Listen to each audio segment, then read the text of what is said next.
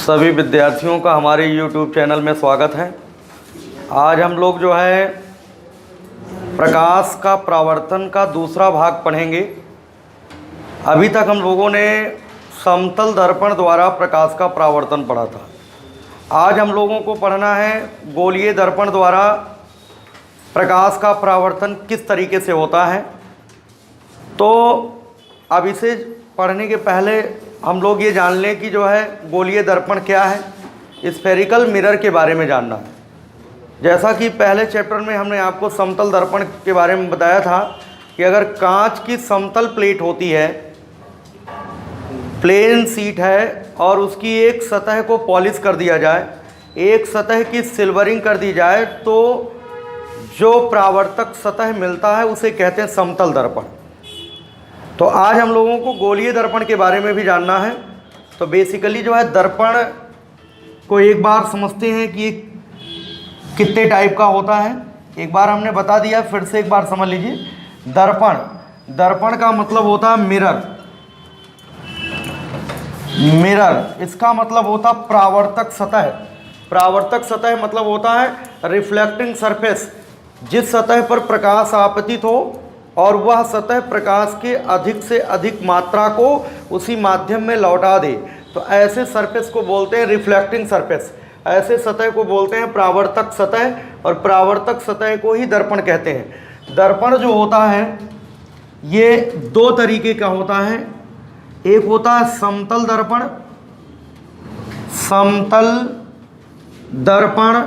Plane mirror. समतल दर्पण द्वारा प्रकाश का परावर्तन हम लोगों ने पढ़ लिया। समतल दर्पण किस तरीके का प्रतिबिंब बनाता है, कौन कौन से महत्वपूर्ण बिंदु हैं, वो सभी चीज़ हम लोग अध्ययन कर चुके हैं। आज हम लोगों को दूसरे प्रकार के दर्पण के बारे में जानना है, गोलीय दर्पण। गोलीय दर्पण का मतलब होता है स्फेरिकल मिरर। गोलीय दर्पण, समतल दर्पण का सिंबल हम लोग जानते हैं कि ये समतल दर्पण का जो है सिंबल होता है, ये प्लेन मिरर होता है। गोलीय दर्पण दो तरीके का होता है। एक होता है अवतल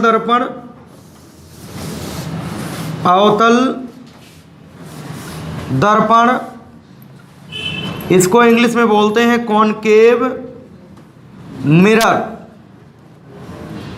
मिरर। और दूसरे दर्पण का नाम है उत्तल दर्पण का मतलब होता है कॉन्वेक्स मिरर। इस प्रकार से गोलीय दर्पण के बारे में इस चैप्टर में हमें जानना है। तो सबसे पहले हमने ये जान लिया कि गोलीय दर्पण कितने प्रकार का होता है। गोलीय दर्पण है क्या? अगर कांच का कोई खोखला गोला हो, इस तरीके से हॉलो स्फेयर है, ये कांच का खोखला गोला है, इसके एक हिस्से को कट कर लिया, इसके एक पार्ट को कट कर लिया, और कट करने के बाद तब देखिए एक ये उभरी हुई सतह है और एक धंसी हुई सतह है। तो किसी भी एक सतह पर पॉलिश कर सकते हैं, चाहे आप उभरे हुए सतह की पॉलिश करो और चाहे धंसे हुए सतह की पॉलिश करो, किसी की भी पॉलिश कर सकते हैं। इसका मतलब दो ऑप्शन है। अगर कांच का खोखला गोला है, उसके एक हिस्से को कट कर लोगे, कट करने के बाद जो आपको पार्ट मिलेगा, उस पार्ट की सिल्वरिंग चाहे आप उभरे हुए भाग पर करिए और चाहे धंसे हुए भाग पर करिए। तो इस प्रकार से अगर हम लोग जो है सिल्वरिंग उभरे हुए सतह पर करते हैं, वल्गिंग सरफेस पर करते हैं, जो उभरा हुआ सतह है, इस तरीके से यहाँ पर बना दे रहे हैं। अगर यहाँ पर पॉलिश किया जाता है तो प्रकाश का परावर्तन अंदर वाली सतह से लिया जाएगा। जब बाहरी सतह, ये जो उभरा हुआ सरफेस है, यहाँ पर पॉलिश करेंगे तो प्रकाश जो परावर्तित होगा वो धंसे हुए सतह द्वारा होगा, अंदर वाले सतह से होगा। तो इस दर्पण को बोलते हैं कॉनकेव मिरर। इसको पहचानना है आप लोगों को। इसी तरीके से अगर हम लोग इस हिस्से का इनर हिस्सा, जो धंसा हुआ पार्ट है, अगर इस सरफेस को हम लोग सिल्वरिंग कर दें, यहाँ पर अगर इस तरीके से पॉलिश कर दें, तो अब की बार प्रकाश का परावर्तन किस सतह से लेंगे? उभरे हुए सतह से। तो ये जो है ये कॉन्वेक्स मिरर है, ध्यान रखना, ये कॉन्वेक्स मिरर है और ये जो है कॉनकेव मिरर है। तो गोलीय दर्पण दो तरीके का होता है, एक होता है अवतल दर्पण, दूसरा होता है उत्तल दर्पण। ये जो उत्तल दर्पण होता है, उत्तल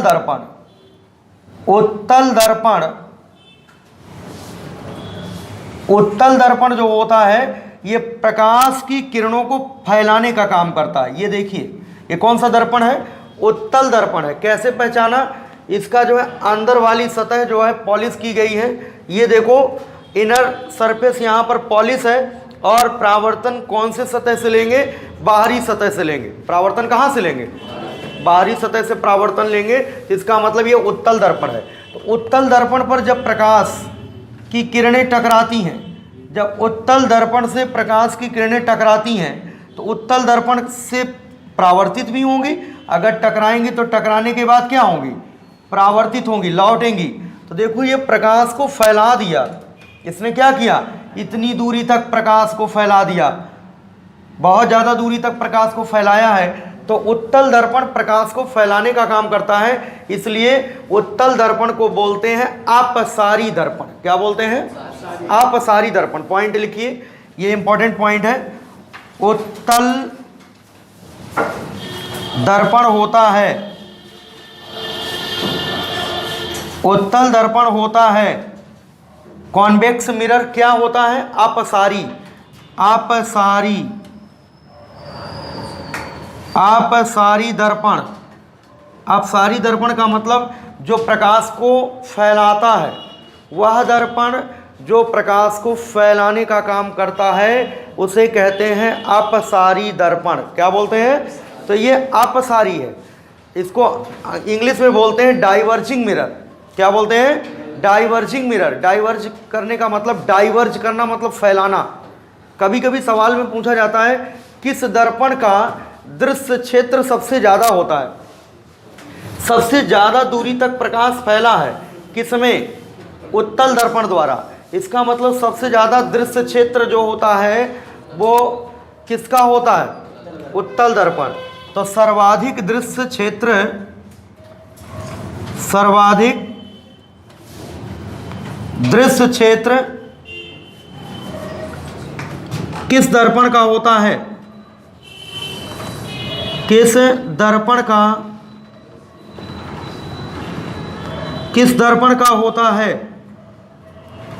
इसका आंसर है उत्तल दर्पण।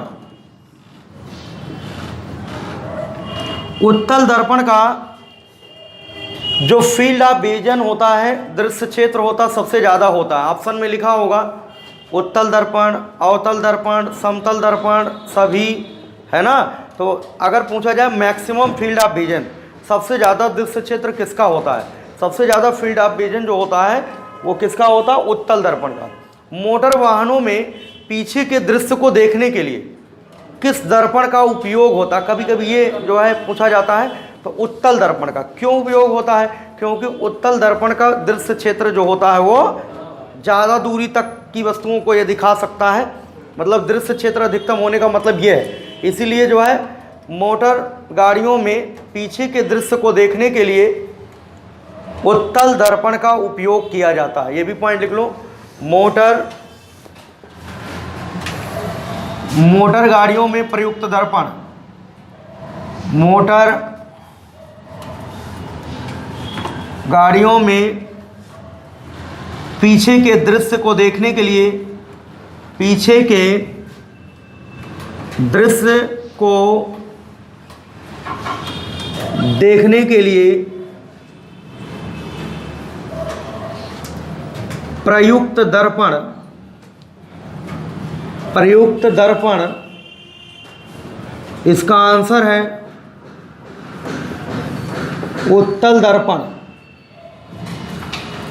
उत्तल दर्पण होता है, पीछे के दृश्य को देखने के लिए उत्तल दर्पण का उपयोग किया जाता है। उत्तल दर्पण को कहते हैं अपसारी दर्पण, क्योंकि ये प्रकाश को क्या करता है, फैलाता है। ये देखो प्रकाश को, ऐसे प्रकाश जा रहा था, अब ये प्रकाश की किरणों को क्या कर दिया, फैला दिया, इसलिए इसको कहते हैं अपसारी दर्पण। इसी प्रकार से जो अवतल दर्पण होता है, अवतल दर्पण, अवतल दर्पण जो होता है, अवतल दर्पण, कॉनकेव मिरर, ये प्रकाश की किरणों को सिकोड़ता है। ये क्या करता है? ये सिकोड़ने का काम करता है। अवतल दर्पण प्रकाश की किरणों को कन्वर्ज करता है, एक पॉइंट पर इकट्ठा करता है, सिकोड़ने का काम करता है। इसीलिए इसको कहते हैं अभिसारी दर्पण। अभिसारी मतलब कन्वर्जिंग मिरर, जो कन्वर्ज करने का काम करता है। ठीक है, तो अवतल दर्पण को, अवतल दर्पण को अभिसारी, लिख लो, अवतल दर्पण को अभिसारी दर्पण कहते हैं। अवतल दर्पण को अभिसारी दर्पण कहते हैं।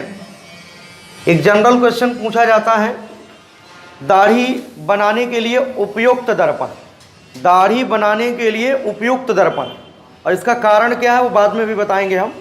अभी फिलहाल ये जनरल क्वेश्चन वो नोट करा दे रहे हैं। दाढ़ी बनाने के लिए जो उपयुक्त दर्पण होता है वो आपका अवतल होता है। कौन सा होता है? अवतल, शेविंग मिरर इसे कहते हैं। दाढ़ी बनाने के लिए प्रयोग में लाए जाने वाला, प्रयोग में लाया जाने वाला दर्पण जो होता है अवतल दर्पण, कॉनकेव मिरर होता है। ये शेविंग मिरर इसको कहते हैं। क्या बोलते हैं? Shaving mirror. ये क्यों उपयोग में लाते हैं? जब हम लोग अवतल दर्पण के सामने रखी वस्तु को अलग अलग स्थितियों में रखेंगे और प्रतिबिंब का बनना देखेंगे, तब हम लोगों को समझ में आ जाएगा कि जो है क्यों शेविंग मिरर के रूप में इस्तेमाल किया जाता है। तो वहाँ पर कारण समझ में आ जाएगा। अभी ये केवल पॉइंट आपको नोट करना है कि शेविंग मिरर है। कभी कभी ये इंग्लिश में ही लिखा रहता शेविंग मिरर है, तो शेविंग मिरर कौन सा है? अवतल दर्पण होता है। तो अवतल दर्पण आप याद रखेंगे। और ये क्या करता है? अवतल दर्पण प्रकाश की किरणों को सिकोड़ने का काम करता है। इस तरीके से, जैसे मान लो ये है अवतल दर्पण, कॉनकेव मिरर है, और प्रकाश की किरणें इस तरीके से आ रही हैं, लाइट रेज इस तरीके से आ रही हैं, तो टकराएंगी। तो टकराने के बाद ये प्रकाश को एक पॉइंट पर इकट्ठा कर देता है। ये प्रकाश को एक पॉइंट पर कलेक्ट करने का काम करता है, सिकोड़ने का काम करता है। ये ऐसे जा रही थी, इनको मोड़ करके यहाँ पर एक पॉइंट पर जो है कन्वर्ज कर दिया। इसीलिए इसको कहते हैं अभिसारी दर्पण। क्या बोलते हैं? इसे कन्वर्जिंग मिरर कहते हैं। देखो, प्रकाश की किरणों को एक पॉइंट पर कन्वर्ज कर दिया है, इकट्ठा कर दिया है, ये कन्वर्जिंग मिरर होता है। और जब भी जो है कहा जाए कि सर्च लाइट, लाइट से संबंधित अगर कोई भी क्वेश्चन हो, सर्च लाइट के साथ या चौराहों पर जो लैंप होते हैं उनके साथ जो दर्पण होता है वो कौन सा होता है? वो यही दर्पण होता है। क्योंकि जो है प्रकाश को जो है केंद्रित करता, फोकस कराता है। प्रकाश को क्या करता है? फोकस कराता है। जैसे मान लो टॉर्च लाइट है आपकी, जो सर्च लाइट है, तो उसमें क्या करता है? उसमें जो दर्पण लगा होता है वो कौन सा होता है? अवतल होता है। तो अवतल दर्पण क्या करता है? प्रकाश को सिकोड़ता है। इसीलिए तो जहाँ पर आप टॉर्च मारते हैं वहीं पर लाइट रहती है। ऐसा तो है नहीं पूरे में बिखर जाता है, वहीं पर जो है उसी जगह पर तो पड़ती है, पूरे में फैलाता तो है नहीं। एक जगह क्या करता है? इकट्ठा करता है। रोशनी को एक पॉइंट पर क्या करता है? इकट्ठा करता है। तो सर्च लाइट में उपयुक्त दर्पण, नोट करिए, सर्च लाइट,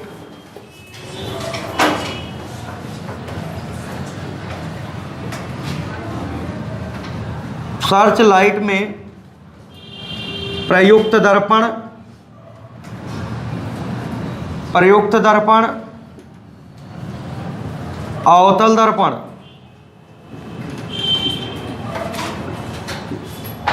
अवतल दर्पण। इसी तरीके से अगला क्वेश्चन ये आता है, चौराहों पर लगे लैंपों के साथ लैंपों के साथ दर्पण, ये भी होता है कॉनकेव मिरर, अवतल दर्पण। जो डेंटिस्ट हैं, जो डॉक्टर हैं डेंटल वाले, दांत के जो डॉक्टर होते हैं, वो कौन से दर्पण का प्रयोग करते हैं? वो भी जो है अवतल दर्पण का ही उपयोग करते हैं। तो दांत के डॉक्टरों द्वारा, दांत के डॉक्टरों द्वारा प्रयोग में लाया जाने वाला दर्पण,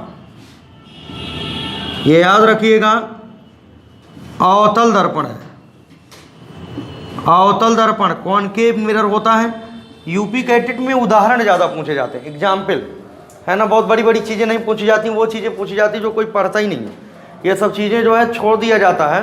ये बेसिक चीज़ें जो होती हैं, इनको आपको याद होना चाहिए। लाइट के साथ, सर्च लाइट, यहाँ लैंप है, यहाँ पर भी लाइट है, इसके साथ जो भी दर्पण होगा, इसका मतलब प्रकाश को हम कहीं ना कहीं केंद्रित करना चाहेंगे।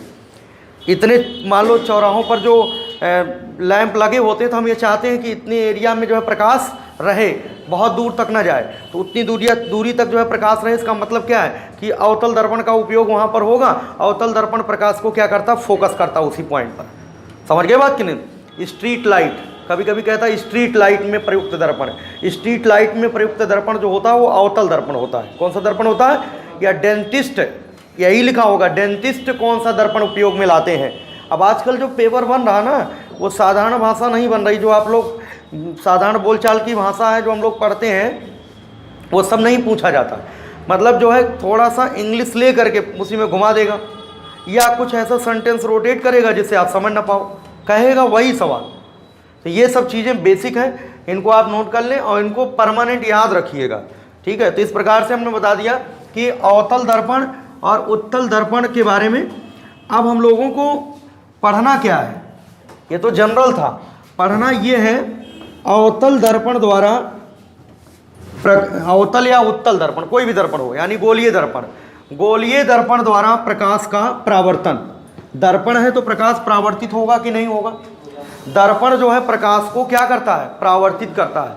तो दर्पण द्वारा प्रकाश का परावर्तन में दो आएंगे। एक तो हम लोग पढ़ चुके हैं, अब हम लोग जो है पढ़ने चल रहे हैं गोलीय दर्पण द्वारा प्रकाश का परावर्तन। परावर्तन के नियम हमने बताया है कि सभी प्रकार के दर्पणों के लिए लागू होता है, चाहे वो समतल दर्पण हो और चाहे वो गोलीय दर्पण हो। तो हेडिंग डालिए आप लोग, गोलीय दर्पण द्वारा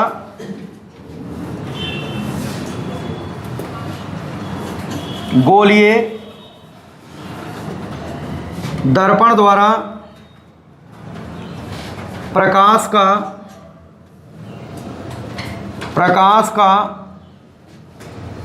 परावर्तन, reflection of light by spherical mirror. Reflection of light, reflection of light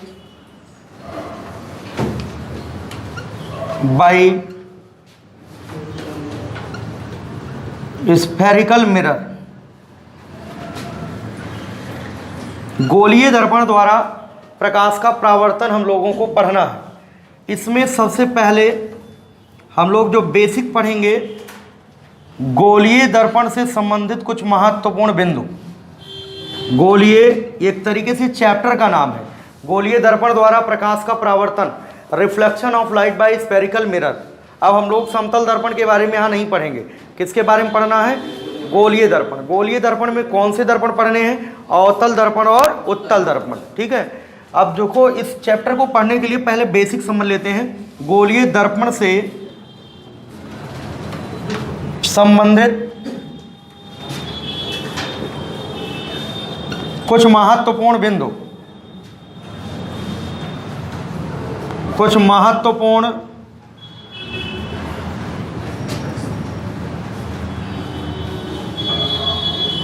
some important points regarding with spherical mirror। Some important points regarding with spherical mirror. जैसे हम लोगों को पहला पॉइंट पढ़ना है वक्रता केंद्र। पहला पॉइंट पढ़ना है वक्रता केंद्र क्या है। ये सब डेफिनेशन पर आधारित सवाल एग्जाम में आते हैं, परिभाषा पर आधारित सवाल, इसलिए इम्पोर्टेंट है। वक्रता केंद्र, वक्रता केंद्र को इंग्लिश में बोलते हैं सेंटर ऑफ कर्वेचर। क्या बोलते हैं? सेंटर ऑफ कर्वेचर मतलब होता वक्रता केंद्र। वक्रता केंद्र सी से डिनोट किया जाएगा। देखो जैसे अभी हमने बताया था कि जो गोलीय दर्पण तैयार होता है वो किसी कांच का एक खोखला गोला होता है, उसका एक हिस्सा कट कर लिया जाता है और उसके किसी भी एक सतह को पॉलिश कर देते हैं, इसको बोलते हैं गोलीय दर्पण। क्या बोलते हैं? ये गोलीय दर्पण है। इसको मिटा देते हैं, यहाँ पर मिटा दिया, इस तरीके से मिटा दिया हमने। ये गोलीय दर्पण आपके सामने रखा है। ये गोलीय दर्पण कौन सा है? अवतल है या उत्तल? अवतल है। अब ये बताओ अगर ये गोलीय दर्पण है तो ये गोलीय दर्पण किसी गोले का एक हिस्सा है या नहीं है? किसी गोले से ही तो काट करके निकाला गया था। कांच का खोखला गोला था, उसी गोले से काट करके निकाल लिया गया था और इसकी एक सतह पॉलिश कर दी गई, चाहे ये बाहर वाली पॉलिश कर दे चाहे अंदर वाली पॉलिश कर दे। तो ये गोलीय दर्पण है, तो गोलीय दर्पण है तो किसी गोले का एक हिस्सा है, किसी गोले का।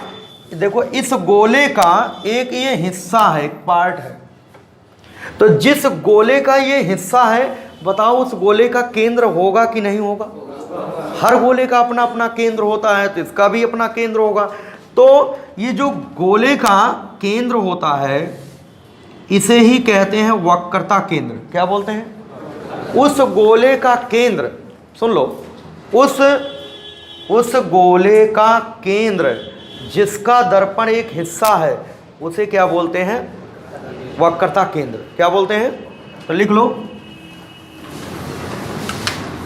उस गोले का केंद्र जिसका दर्पण एक भाग होता है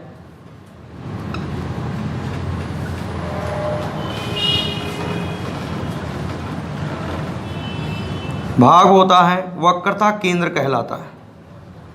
वक्रता केंद्र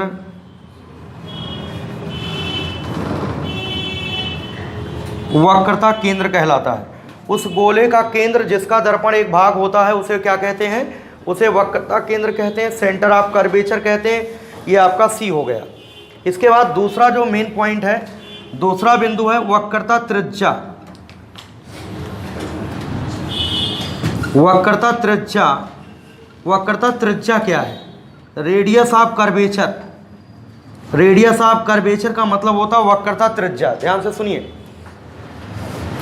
वक्रता त्रिज्या का मतलब ये है, जैसे ये दर्पण है, ये गोलीय दर्पण है, ये गोलीय दर्पण इसी गोले का एक भाग है कि नहीं है? ये जो गोलीय दर्पण सामने दिख रहा है वो इस गोले का एक हिस्सा है, तो इस गोले की त्रिज्या भी है। हर गोले की त्रिज्या होती है तो इसकी रेडियस भी होगी, इसकी त्रिज्या भी होगी। तो गोले की जो त्रिज्या होगी, जो गोले की त्रिज्या होगी उसे कहते हैं वक्रता त्रिज्या। उसे क्या बोलते हैं? तो इसकी परिभाषा होगी उस गोले की त्रिज्या, उस गोले की त्रिज्या जिसका दर्पण एक भाग होता है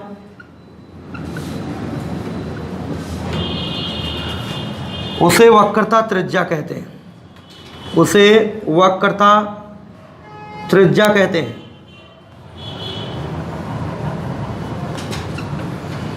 ये परिभाषाएं बोर्ड परीक्षा में पूछी जाती है। वक्रता केंद्र से आप क्या समझते हैं, वक्रता त्रिज्या से आप क्या समझते हैं, या कभी कभी जो है कंपटीशन एग्जाम में यूपी कैडेट में यही पूछ लिया जाएगा, उस गोले का की त्रिज्या जिसका दर्पण एक भाग है उसे क्या कहते हैं?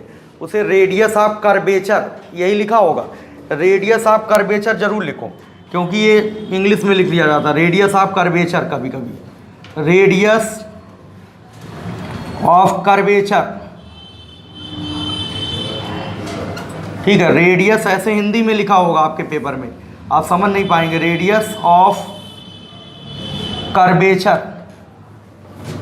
अब आजकल पेपर ऐसे क्योंकि किसी को पता ही नहीं हिंदी ज़्यादा, तो इसी तरीके से रेडियस ऑफ कर्वेचर, ठीक है। तो रेडियस ऑफ कर्वेचर या कर्वेचर की त्रिज्या कह दिया जाता, कर्वेचर का त्रिज्या। अब समझ ही नहीं पाओगे कर्वेचर की त्रिज्या क्या है। यहाँ पर वक्रता त्रिज्या तो खूब समझ रहे हो, लेकिन वहाँ पर पेपर में क्या मिल जाता, कर्वेचर की त्रिज्या।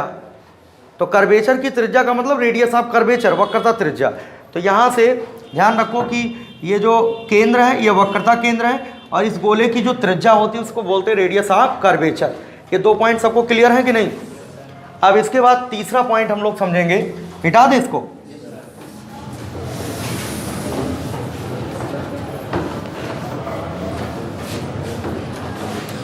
तीसरा पॉइंट देखिए,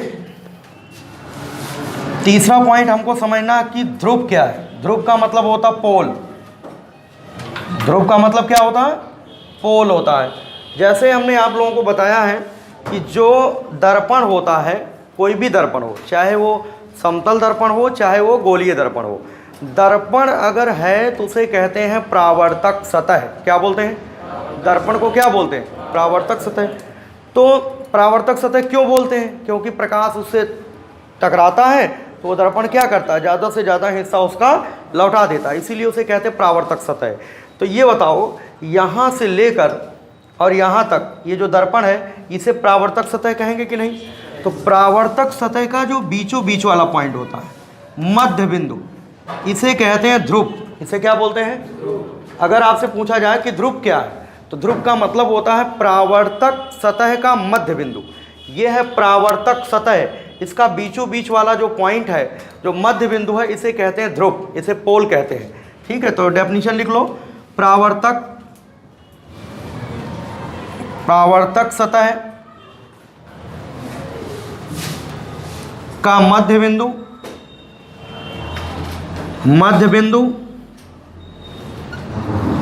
ध्रुव कहलाता है। ध्रुव कहलाता है। परावर्तक सतह का मध्य बिंदु पोल कहलाता है। Mid point of reflecting surface, mid point of reflecting surface is defined as पोल।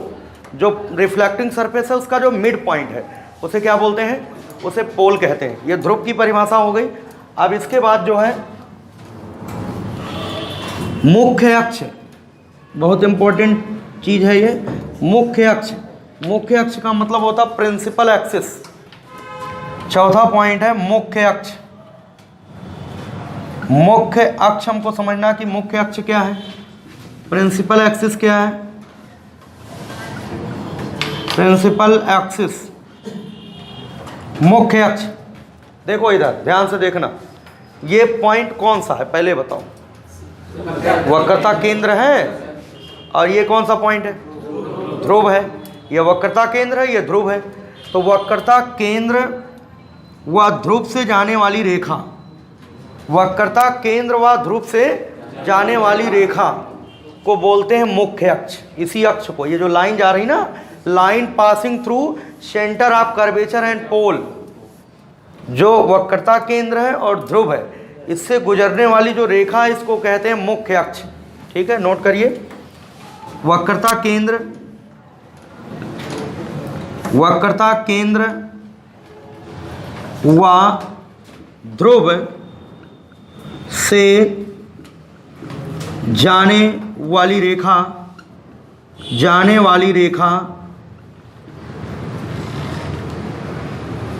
जाने वाली रेखा को मुख्य अक्ष कहते हैं। मुख्य अक्ष कहते हैं, प्रिंसिपल एक्सिस कहते हैं। Line passing through centre of curvature and pole is defined as principal axis, उसे बोलते हैं प्रिंसिपल एक्सिस, उसे मुख्य अक्ष बोला जाता है। वक्रता केंद्र तथा ध्रुव से जाने वाली रेखा को मुख्य अक्ष कहते हैं, प्रिंसिपल एक्सिस कहते हैं। अब इसके बाद जो है हम लोगों को नेक्स्ट पॉइंट फोकस के बारे में समझना है। फोकस क्या है, चौथा पॉइंट तो हो गया। अब इसके बाद पांचवा पॉइंट हम लोग देखेंगे फोकस। फोकस को हिंदी में नाभि कहते हैं। फोकस एक्चुअल में ये इंग्लिश है। फोकस, फोकस का मतलब होता है नाभि, फोकस का मतलब नाभि होता है, FOCUS, फोकस, फोकस का मतलब नाभि होता है। तो देखो जो है फोकस होता क्या है, मुख्य अक्ष के समांतर चलने वाली प्रकाश की किरणें, मुख्य अक्ष के समांतर चलने वाली प्रकाश की किरणें। ये वाली अक्ष कौन सी है, ये मुख्य अक्ष है। इधर देखो बेटा, ये क्या है, ये मुख्य अक्ष है, ये प्रिंसिपल एक्सिस है, प्रिंसिपल एक्सिस है। और ये मुख्य अक्ष के समांतर ये रेखाएं हैं, मतलब जो ये प्रकाश की किरणें हैं ये चल तो रही हैं, दर्पण की ओर जा रही हैं, लेकिन कैसे जा रही हैं, parallel to the principal axis, मुख्य अक्ष के समांतर चल रही हैं। तो मुख्य अक्ष के समांतर चलने वाली प्रकाश की किरणें जब दर्पण से टकराएंगी तो टकराने के बाद ये लौटेंगी कि नहीं, और लौटने को क्या बोलते हैं, परावर्तन, लौटने को क्या बोलते हैं। तो यहाँ से जब ये प्रकाश की किरणें जो है लौटेंगी इस तरीके से, तो ये परावर्तित किरण हो गई, रिफ्लेक्टेड रे, ठीक है। सेंटर मान लो यहाँ कहीं, सेंटर ये है, ये देखो परावर्तित किरण है, और ये वाली भी जो है कौन सी किरण होगी, ये भी परावर्तित किरण होगी। तो मुख्य अक्ष के जिस बिंदु पर ये मिल रही हैं, इसी बिंदु को बोलते हैं फोकस, इसे ही कहते हैं नाभि। क्या बोलते हैं, मुख्य अक्ष के समांतर, मुख्य अक्ष के समांतर चलने वाली प्रकाश की किरणें गोलीय दर्पण से, गोलीय दर्पण में हमने अवतल दर्पण ले लिया, तो अवतल दर्पण से परावर्तित होकर मुख्य अक्ष के जिस बिंदु से गुजरती हैं, इसी बिंदु को नाभि या फोकस कहते हैं। क्या कहते हैं, नाभि या फोकस। इसका मतलब ये है मुख्य अक्ष के समांतर, नोट कर लो, मुख्य अक्ष के समांतर चलने वाली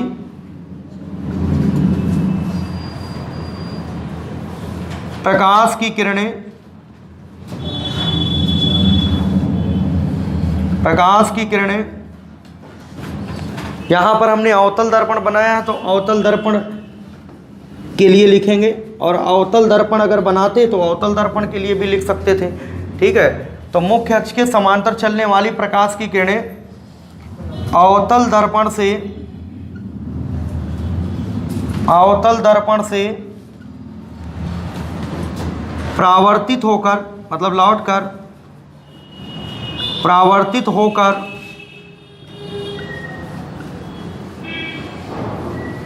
मुख्य अक्ष के